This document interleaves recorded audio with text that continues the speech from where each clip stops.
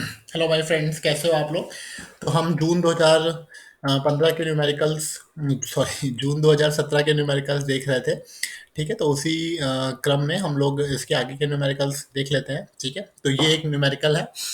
इसको हम लोग देखते हैं। ये एक एयरक्राफ्ट रेफ्रिजरेशन सिस्टम पे न्यूमेरिकल है। ठीक, तो ये एक अच्छा न्यूमेरिकल है, इसको हम लोग ट्राई कर लेते हैं। ठीक है, तो ये क्या है, एक एयरक्राफ्ट रेफ्रिजरेशन सिस्टम है। तो ये जो किस यूनिट से है कोई पूछे तो ये फर्स्ट यूनिट से न्यूमेरिकल है। ठीक है, इससे पहले तो देखा था हमने, वो हमारा था सेकेंड यूनिट से न्यूमेरिकल। ठीक है, और जो साइकोमेट्रिक वाला था वो हमारा फोर्थ और फिफ्थ यूनिट से न्यूमेरिकल था। ठीक है, तो हम इसको देख लेते हैं। ये एक रेफ्रिजरेशन प्लांट है। इसको इसका एक केबिन लोड हमें दिया हुआ है। कितना केबिन लोड दिया हुआ है? 27 टन। ठीक है, उसके बाद उसने हमें क्या दिया हुआ है?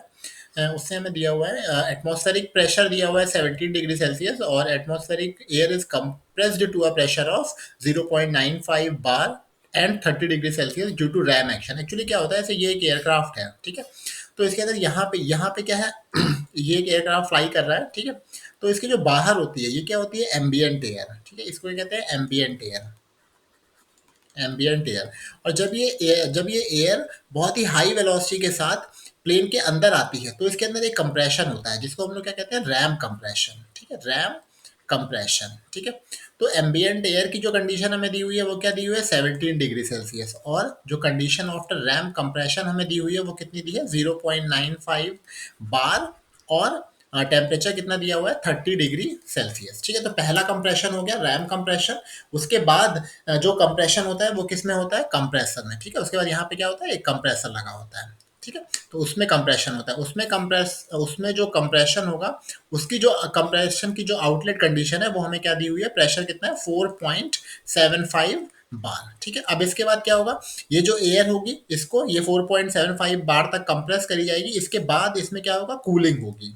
ठीक है, इसमें कूलिंग होगी। किसमें कूलिंग होगी? हीट एक्सचेंजर में। हीट एक्सचेंजर में कूलिंग होगी, और कूल होने के बाद इसका टेम्परेचर कितना पहुंच जाएगा? 67 डिग्री सेल्सियस। ठीक है, और फिर उसके बाद क्या होगा? इस हीट एक्सचेंजर के बाद क्या होगा? एक टरबाइन लगी होगी। एक टरबाइन लगी होगी, और उसमें क्या होगा? एक्सपेंशन होगा। उसमें एक्सपेंशन होगा तो इसका जो टेम्परेचर 67 डिग्री सेल्सियस में है वो एक्सपेंड होगा अप टू 1 बार प्रेशर, और फिर उसके बाद उसे केबिन में सप्लाई कर दिया जाएगा। ठीक है, तो इसका एक्सपेंशन होगा अप टू 1 बार, और फिर इसके बाद 1 बार, और यहाँ पे कुछ टेम्परेचर होगा पर वो हमें टेम्परेचर अभी पता नहीं है। और फिर इसके बाद क्या होगा? यहाँ से एयर सप्लाई कर दी जाएगी कैबिन में, और फिर जो एयर कैबिन से लीव होगी उसका टेम्परेचर कितना दिया हुआ है? 27 डिग्री सेल्सियस। ठीक है, तो इस तरह से ये पूरा सिस्टम वर्क करेगा। और इसमें हमें यहाँ पे कंप्रेसर की एफिशिएंसी भी दे रखी है और टरबाइन की एफिशिएंसी भी दे रखी है, तो हमें उसका भी ध्यान रखना है। ठीक है, तो हम इसमें मैं शुरू कर दें। इसका जो टीएस डायग्राम होगा वो कुछ इस तरह से प्लॉट होगा। ठीक है, ये एम्बियंट कंडीशन हो जाएगी। यहाँ से इस पॉइंट को 1 मान लेते हैं। 1 से 2 तक हमारा क्या होगा? RAM compression. 2 से 3 हमारा क्या होगा? Isentropic compression. 3 से 4 हमारा क्या होगा? कूलिंग इन हीट एक्सचेंजर। 4 से 5 हमारा क्या होगा? Expansion in turbine. 4 से 5 एक्सपेंशन इन टरबाइन, और 5 से 6 क्या होगा? Supply in cabin. ठीक है, इस तरह से ये सिस्टम मूव करेगा। ठीक है, तो मैं इसको यहाँ पे मार्क कर देता हूँ। जो पॉइंट 1 का टेम्परेचर हमें कितना दिया हुआ है? 30 डिग्री सेल्सियस। पॉइंट 2 पे हमें कितना दिया हुआ है? सॉरी, यहाँ पे हमें टेम्परेचर दिया हुआ है 17 डिग्री सेल्सियस। ठीक है, सॉरी, इसे करेक्ट कर लीजिए, 17। यहाँ पे हमें प्रेशर कितना दिया हुआ है? 0.95 बार, और टेम्परेचर कितना दिया हुआ है? 30 डिग्री सेल्सियस। ठीक है, और पॉइंट 3 पे हमें प्रेशर कितना दिया हुआ है? 4.75 बार। ठीक है, तो सबसे पहले ये कैसी आइसेंट्रोपिक प्रोसेस है?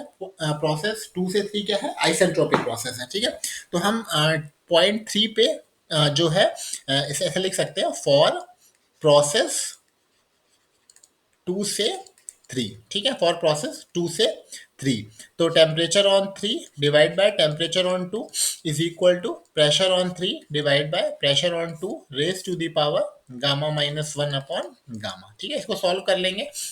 तो हमें टेम्परेचर ऑफ 2 हमें पता है कितना है? 30 डिग्री सेल्सियस, जो कितना हो जाएगा? 303 Kelvin, is equal to pressure at 3 कितना दिया हुआ है? 4.75, और प्रेशर एट 2 कितना दिया हुआ है? 0.95। ठीक है, और गामा की वैल्यू 0.4 है, तो 1.4 है, तो गामा-1 कितना हो जाएगा? 0.4। ठीक है, तो यहाँ से आप सॉल्व कर लीजिएगा तो आपको T3 की वैल्यू मिल जाएगी। ठीक है, तो T3 आपका कितना आ जाएगा? इसे आप सॉल्व करिएगा तो T3 आपका आ जाएगा 479 केल्विन। तो ये हमें पता चल जाएगा 479 केल्विन, ठीक है। लेकिन यहाँ पे उसने हमें क्या दे रखा है, एक आइसेंट्रोपिक एफिशिएंसी भी दे रखी है। तो आइसेंट्रोपिक एफिशिएंसी अगर आपको कंप्रेशन की दी होती है तो हमें क्या करना पड़ता है, एक अलग पॉइंट कैलकुलेट करना पड़ता है, पॉइंट 3 डैश। अब आइसेंट्रोपिक एफिशिएंसी दे रखी है तो वो कितनी हो जाएगी, आइसेंट्रोपिक वर्क डन यानी कि T3 minus T2 divide by T3 dash minus T2, ठीक है। ये कितनी दी हुई है हमें, ये दी हुई है 0.9।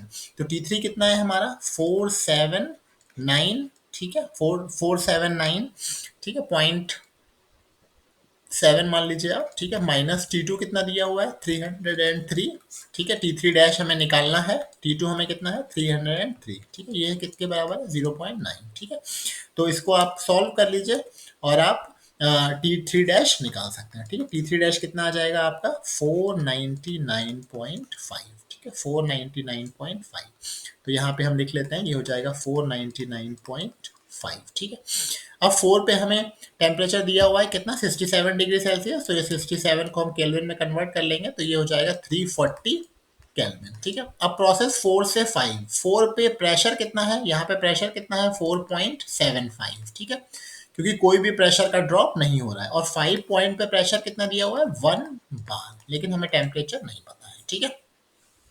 तो अब प्रोसेस 4 से 5 के लिए ये प्रोसेस हो गई 2 से 3।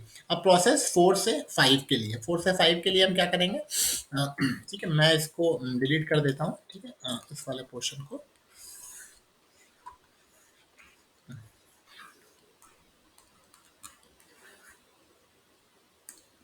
ठीक है। मुझे लगता है ये पूरा ही क्लोज हो गया, सॉरी, जस्ट वेट।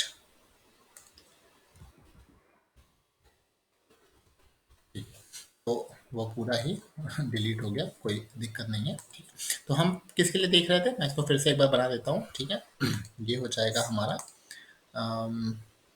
ठीक है, ये पॉइंट था हमारा पॉइंट 1, ये पॉइंट था 2। 1 पे हमें क्या दिया हुआ था, 1 पे हमें दिया हुआ था 17 डिग्री सेल्सियस। 2 पे हमें कितना दिया हुआ था, 2 पे हमें दिया हुआ था 0.95 बार और 30 डिग्री सेल्सियस, ठीक है। तो हमने पॉइंट 3 जो था उसको कैलकुलेट कर लिया था। पॉइंट 3 हमारा कितना आ जाएगा, पॉइंट 3 हमारा था 4.75 कॉमा, यहाँ पे जो टेम्परेचर आएगा वो कितना आया था 479.8, ठीक है। लेकिन क्योंकि ये एक आइसेंट्रोपिक प्रोसेस है तो इसके लिए हमें क्या करना पड़ेगा, एक पॉइंट 3 डैश को भी कैलकुलेट करना पड़ेगा, ठीक। तो ये पॉइंट हो जाएगा हमारा 3 डैश। तो 3 डैश पे हमारा प्रेशर कितना हो जाएगा, सॉरी 3 डैश पे हमारा टेम्परेचर कितना हो जाएगा, 3 डैश पे टेम्परेचर हो जाएगा 499, ठीक है, 499.5 केल्विन, ठीक है। फिर इसके बाद यहाँ से क्या होगा, यहाँ से कूलिंग हो जाएगी up to temperature 67 degree Celsius, ठीक है। और फिर यहाँ से हमारा एक्सपेंशन होगा अप टू ये पॉइंट 4 हो जाएगा और ये पॉइंट हमारा 5 हो जाएगा। तो पहले हमें पॉइंट 5 को निकालना पड़ेगा, ठीक है, पॉइंट 5, ठीक है। और ये प्रेशर कितना है 1 बार, ठीक है। ये हमारा पॉइंट 2 था, ठीक है, ये पॉइंट 1 है, ये पॉइंट 3 है, ये पॉइंट 3 डैश है, ठीक है। होपफुली सारे पॉइंट्स आपको समझ में आ रहे होंगे, ठीक है। तो हम लिख सकते हैं फॉर प्रोसेस 4 से 5, ठीक है, T4/P5 is equal to P4/P5 raise to the power gamma -1 upon gamma, ठीक है। T4 कितना दिया हुआ है, T4 हमें पता है 67 प्लस 273, ठीक है। T5 हमें निकालना है, P4 कितना दिया हुआ है 4.75 और P5 कितना दिया हुआ है 1 बार, ठीक है। तो ये हो जाएगा 0.4 डिवाइड बाय 1.4, ठीक है। तो हम इसको सॉल्व कर लेते हैं और यहाँ पे जो 5 पे जो टेम्परेचर है उसको निकाल लेते हैं। तो इसको आप सॉल्व करिएगा और T5 आपका आ जाएगा 217.18, ठीक है। तो यहाँ पे हम लिख लेंगे 5 पे कितना हो जाएगा 217.18, ठीक है। अब 4 से क्या हो रहा है, केबिन में सप्लाई हो रही है अप टू पॉइंट 6 तक, ठीक है। लेकिन यहाँ पे एक चीज़ और है, हमें इसकी भी एफिशिएंसी दे रखी है, ठीक है, एफिशिएंसी दे रखी है हमें इसकी भी। तो हम इसमें भी एक नया पॉइंट आएगा जिसको हम लोग कहेंगे 5 डैश। नाउ टरबाइन की अगर आइसेंट्रोपिक एफिशिएंसी दे रखी हो तो उसमें क्या होता है T4 minus 5 dash upon T4 minus T5, ठीक है। इसमें जो 5 डैश पॉइंट है वो ऊपर आता है, उस वाले कंप्रेशन के केस में जो डैश वाला पॉइंट है ये नीचे आता है, ये बात आप ध्यान रखिएगा, ठीक है। तो ये हो जाएगा 0.9 इज इक्वल टू T4 कितना है हमारा, T4 है हमारा 67 प्लस 273, कि ये कितना हो जाएगा हमारा, ये हो जाएगा 340 माइनस T5 डैश हमें निकालना है, डिवाइड बाय 340 माइनस T5 कितना है 217, ठीक है। तो यहाँ से हम T5 डैश निकाल लेंगे। T5 डैश हमारा कितना आ जाएगा, T5 डैश हमारा आ जाएगा 230 केल्विन, ठीक है। तो अब हमें T5 डैश भी पता चल गया। तो अब यहाँ तक हमारा सारी चीज़ें कंप्लीट हो गई, ठीक है। तो सबसे बस इसमें हमें दो चीज़ें कैलकुलेट करनी है, एक मास ऑफ एयर कैलकुलेट करना है। तो उस मास ऑफ एयर सर्कुलेट कितना हो जाएगा, देखते हैं इसको डिलीट करके।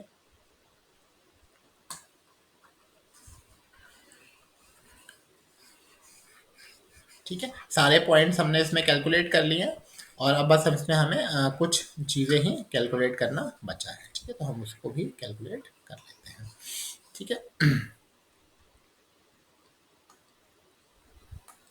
ना। मास ऑफ जो हमारा ये जो टनेज दे रखा है, ये बेसिकली रेफ्रिजरेशन अफेक्ट है, ठीक है।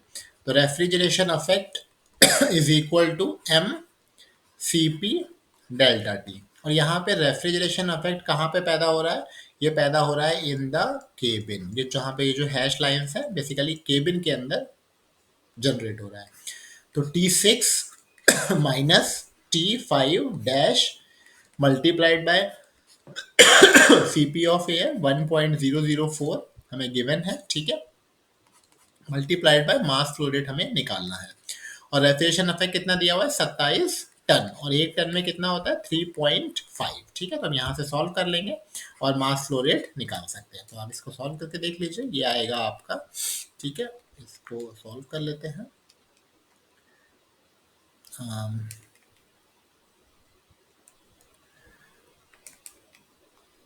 ठीक है, ये आ जाएगा आपका 1.34, ठीक है, ये आ जाएगा 1.34 kg पर सेकेंड, ठीक है।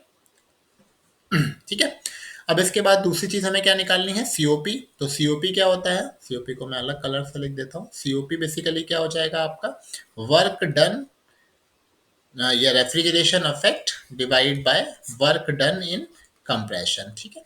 तो रेफ्रिजरेशन इफेक्ट हमारा कितना हो जाएगा, T6 minus T5 dash divide by work done in compression कितना हो जाएगा, T3 डैश माइनस T2, ठीक है। तो इसको आप सॉल्व कर लीजिए। T6 कितना है 300, T5 डैश कितना दिया हुआ है हमें, T5 डैश हमारा आया था 230, ठीक है, 230 डिवाइड बाय T3 डैश कितना है 499 माइनस T2 कितना है हमारा 303, ठीक है। आप इसको सॉल्व कर लीजिए और आपको सीओपी मिल जाएगा, ठीक है। तो ये आ जाएगा आपका 0.39, ठीक है। तो आप इसको चेक करिएगा, ठीक है, ये 499 है, ये ध्यान रखिएगा, ठीक है। T3 डैश लेना है आपको, ठीक है। मैं भी एक बार चेक कर लेता हूँ, ठीक है, सॉरी 0.35 आएगा ये, ठीक है, 0.35, ठीक है। तो सीओपी हमारा कितना मिल जाएगा हमें 0.35, और मास ऑफ एयर सर्कुलेट कितना मिल जाएगा 1.34 kg पर सेकेंड, ठीक है। होपफुली आपको ये आंसर समझ में आया होगा, ठीक है। अगर आपको अच्छा लगा हो तो आप इसको लाइक करिए और सब्सक्राइब करिए, और अगर आपको कोई डाउट है या कोई आंसर मैच नहीं करता है या अगर आपके कोई सजेशंस हैं तो आप उसे कमेंट बॉक्स में कमेंट कर सकते हैं, ठीक है।